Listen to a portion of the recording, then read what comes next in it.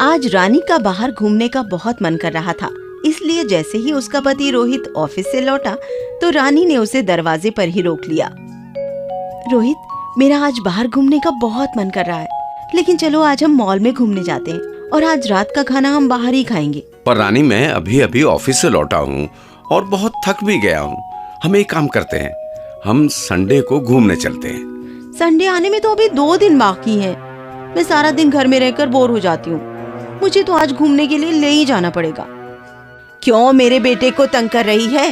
वो अभी अभी ऑफिस से लौटा है और कितना थका हुआ है। आ बेटा, मैं तुझे खाना खिलाती हूँ। ऐसा कहकर मंगला अपने बेटे को अंदर खाना खिलाने ले गई। ये देखकर रानी को बहुत गुस्सा आया। सासू माँ, आपने मेरा घूमने का प्लान खराब करके अच्छा नहीं किया। अब देखो मैं क्या करती हूँ। अगली सुबह मंगला अस्पताल जाने के लिए तैयार थी और अपने बेटे रोहित का इंतजार कर रही थी। तभी रानी वहां आई। अरे सासू माँ, आप अभी तक अस्पताल नहीं गई? मैं अपने बेटे का इंतजार कर रही हूँ, पर आपका बेटा तो सुबह ही चला गया।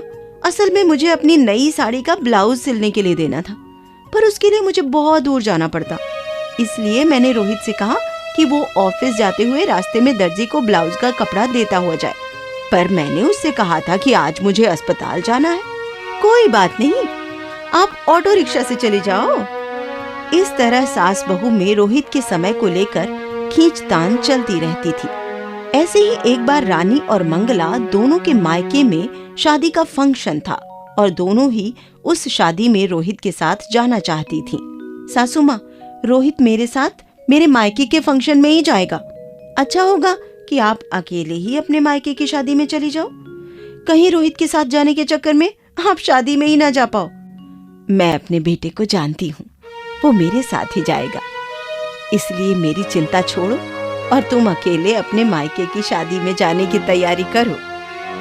अब ये तो शाम को जब रोहित ऑफिस से लौटेगा तभी पता चलेगा कि कल वो हम दोनों में से किसके साथ शादी में जाएगा।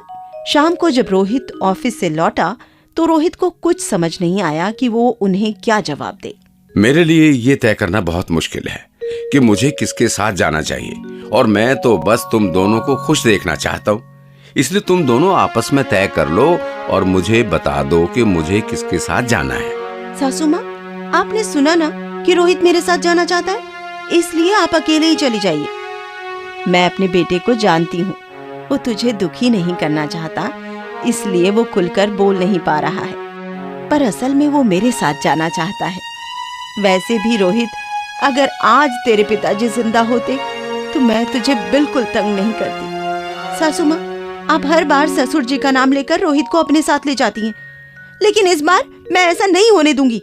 रोहित मेरा पति है, उस पर मेरा हक है और मैं उसकी माँ हूँ, इसलिए उस पर पहला हक मेरा है। अगर आपने ऐसे ही करना था तो आपने उसकी शादी क्यों कराई? मुझे क्या पता था शादी के बाद तुम मेरे बेटे को मुझसे दूर कर दोगी, और मुझे पता होता कि अपने ही पति के साथ कहीं जाने के लिए मुझे आपकी परमिशन चाहिए होगी तो मैं ये शादी ही नहीं करती। बहस करते करते दोनों रोने लगी और अपने अपने कमरे में चली गईं। उस दिन कोई भी अपने मायके के फंक्शन में नहीं गया। फिर अगली सुबह रानी ने रोहित और अपनी सास से कहा, मैं बंटवारा करना चाहती हूँ। रानी, ये तुम क्या कह रही हो? तुम होश में तो हो?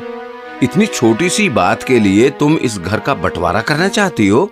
मुझे तो पहले से ही इस लड़की पर शक था और आज इसने मेरा शक यकीन में बदल दिया। इस घर का बंटवारा कभी नहीं होगा।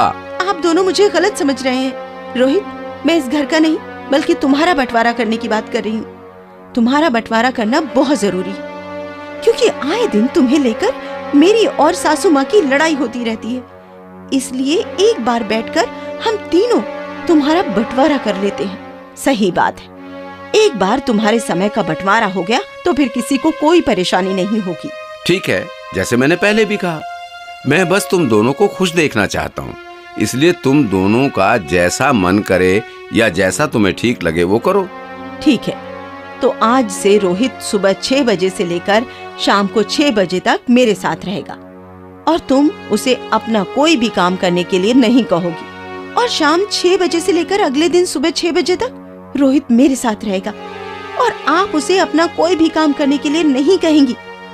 इस तरह सास बहू ने रोहित के समय का बंटवारा कर लिया। अब 12 घंटे रोहित अपनी माँ को कभी अस्पताल लेकर जाता, कभी मंदिर लेकर जाता, कभी शॉपिंग कराता, तो कभी उनके दूसरे किसी काम में मदद करता, और 12 घंटे अपनी पत्नी के साथ घूमता, शॉपिंग करता और उसके बाकी कामों में उसका साथ देता। सास बहू इस बंटवारे से बहुत खुश थी, लेकिन इस सब में रोहित बहुत थक जाता था। क्या बात है रोहित, आजकल तुम बहुत थके थके से रहते हो? कुछ नहीं मनीष, बस घर में सास बहू ने अपना झगड़ा सुलझाने के लिए मेरे समय का बंटवारा कर दिया है। दोनों अपना समय शुरू होते ही मुझे कभी किसी काम के लिए बाहर ले जाने के लिए कहती हैं, तो कभी घर में ही किसी काम पर लगाए रखती हैं। इस सब के बीच मुझे आराम करने का समय नहीं मिल पाता। फिर तो तुम्हें उन दोनों से बात करनी चाहिए, क्योंकि अगर ऐसा ज्यादा दिन चलता रहा तो तुम्हारी तबीयत भी खराब हो सकती है। मुझे कुछ नहीं होता, अगर वो दोनों इस बंटवारे से खुश हैं तो मैं भी खुश हूँ। ऐसे ही बहुत दिनों तक चलता रहा। अब सास बहू के बंटवारे का असर रोहित की सेहत पर दिखने लगा था। रोहित, मुझे शाम तक ये फाइल तैयार करके देना है। वैसे तुम्हारी तबीयत ठीक नहीं लग रही, तुम ऑफिस का काम कर तो सकते हो ना? हाँ बॉस, मेरी तबीयत थोड़ी सी खराब तो है, पर कोई बात नहीं, मैं ये फाइल कंप्लीट कर दूंगा। अगर तुम्हारी तबीयत ज्यादा खराब है तो कुछ दिनों की छुट्टी ले लो। अगर छुट्टी ले लूंगा तो काम कैसे करूंगा, और काम नहीं करूंगा तो घर चलाने के लिए पैसे कहाँ से आएंगे? ठीक है, तुम्हें जैसे ठीक लगे। आज जल्दी घर आ जाना, याद है ना? आज हमें रणवीर सिंह की फिल्म देखने जाना है। हाँ हाँ याद है, तुम चिंता मत करो, मैं आज समय से घर आ जाऊंगा। जल्दी से ये काम खत्म कर लेता हूँ, फिर शाम को रानी को फिल्म दिखाने भी ले जाना है। तभी अचानक रोहित की तबीयत बहुत खराब हो गई और वो बेहोश होकर गिर पड़ा। ऑफिस के लोगों को पता चला तो वो उसे हॉस्पिटल ले गए, और उन्होंने रोहित की माँ और पत्नी को भी फोन करके हॉस्पिटल बुला लिया। रोहित, डॉक्टर साहब, क्या हुआ मेरे रोहित को? रोहित बेहोश कैसे हो गया?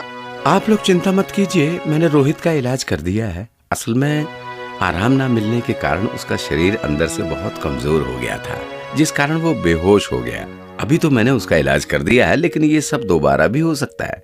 इसलिए मैं आप दोनों को ये सलाह दूंगा कि आप रोहित के खाने पीने के साथ साथ उसके आराम का भी ध्यान रखिए। डॉक्टर की बात सुनकर सास बहू को अपनी गलती का एहसास हुआ और वो दोनों रोने लगी। सासू माँ, ये सब हमारी वजह से हुआ है।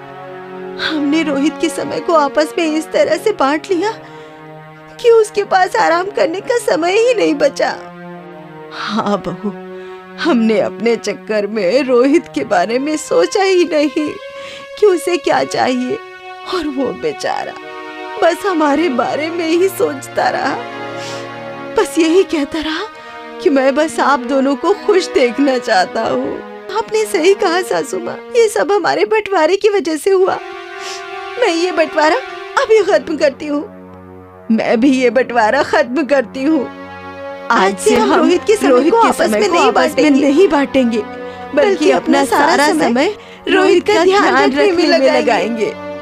इस तरह सास बहू ने पहले रोहित के समय का बंटवारा कर लिया, और फिर समझ आने पर रोहित के समय का बंटवारा खत्म कर अपना सारा समय रोहित के नाम कर दिया।